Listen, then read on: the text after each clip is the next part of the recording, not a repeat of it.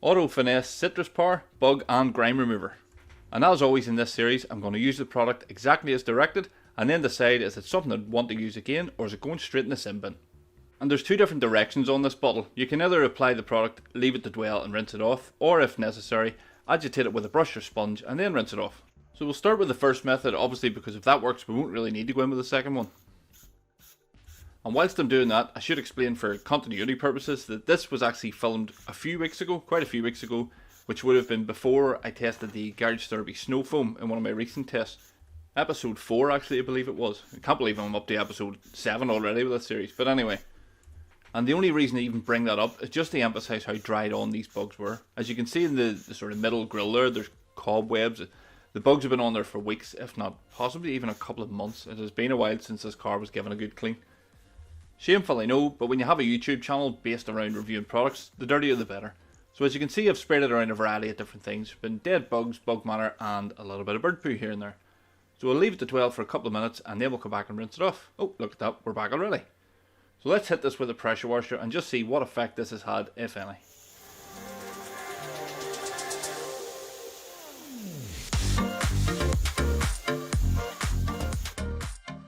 Well, that's not exactly a mind-blowing start. But to be fair, those bugs were pretty well dried on and there's absolutely zero protection underneath here at all.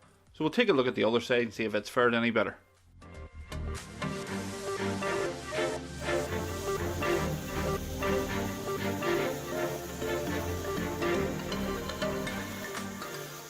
It's pretty much the same story. It's probably removed 60 to 70%, but then you'd wonder how much of that the water pressure alone would have removed. And what about this thing in the bonnet? I'm not sure if that was a dead bug or a bird poo, but whatever it was, it's not there anymore, so full marks for that one.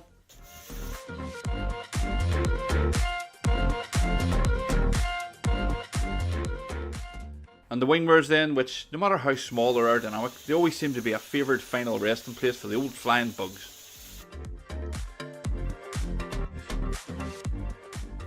And again then, whilst it's removed most of the remains, there's still the odd bit of bug splatter stuck on there.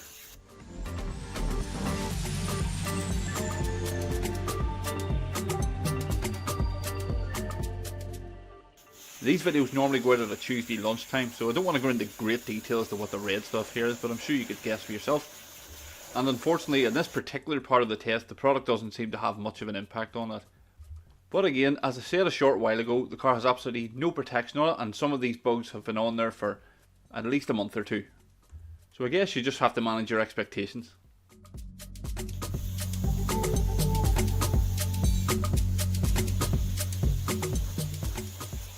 As for the other wing mirror, well, if we take a closer look, you can see once again it's removed the absolute majority, but there's still the odd little bit that may need a bit of contact.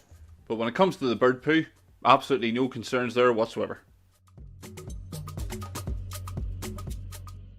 So for the second part of this test, what I'm going to do is, as directed on the bottle, spray it on and leave it to dwell again for another couple of minutes, and then work the product in with a soft brush.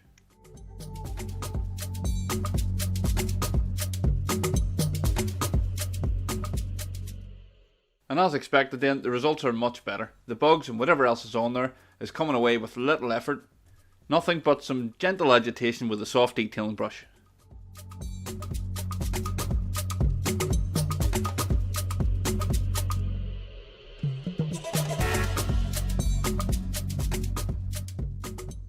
Pretty much the same story on the other side, although some of the remains did need more agitation than others. Which does kind of highlight one problem with not just this product in particular, but any really ready to use pre-wash product or bug remover, is that you're kind of lacking that control over dilution ratios. You may want to make the product sometimes a bit stronger, or you may want to water it down to last longer. But with a product like this, that's not really feasible because it's ready to use. But again, that's not really what this video series is about. This is about, did the product work when used as per the instructions? And is it a product that I'd reach for if cleaning cars in the future? And if I'm being perfectly honest, I would have to say that yes, it did work, although I wasn't absolutely blown away by it. But I certainly do think there's room for improvement or room for a better performance. I can't do anything about the dilution ratios, as in making the product stronger. So instead of doing that, you could leave it on for longer. There's a nice little poem for you. And as I rinsed this second head away, you can clearly see that going in there with the soft brush was a massive improvement over just leaving the product to dwell and rinsing it away. It's not perfect, but it's certainly a better job than it was before. That being said, there were certain areas where it didn't seem to have any impact at all. And those areas probably would benefit from just leaving the product to dwell that extra few minutes.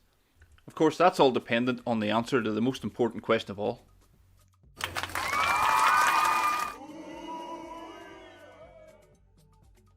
Now, I'm not going to lie, I was genuinely on the fence with this one. However, I think it did enough to earn its place on the shelf. Certainly the bugs that were on the front of the car aren't there anymore, and as a bug remover, there's not really much more I can expect it to do. It wasn't mind-blowingly good, but it was by no means a bad product. So it is certainly going to feature on the channel in the future. Easy for me to say. Well, that's all I have to say about this one.